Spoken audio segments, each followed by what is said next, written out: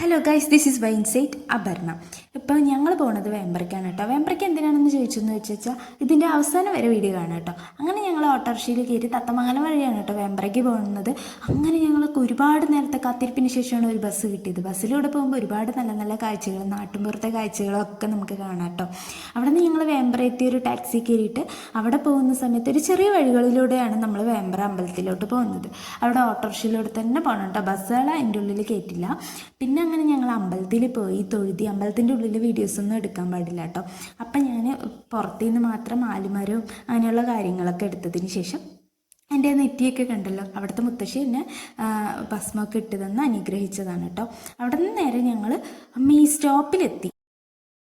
ഒരു മണിക്കൂറിൽ കാത്തിരിപ്പിന് ശേഷം ഞങ്ങൾക്ക് ബസ് കിട്ടി. ബസ്സിൽ ഒടുക്കത്തെ തിരക്കായിരുന്നു, അതുകൊണ്ട് വീഡിയോസ് ഒന്നും എടുക്കാൻ പറ്റിയില്ല. ഞങ്ങൾ അവിടെ നിൽക്കുകയായിരുന്നു.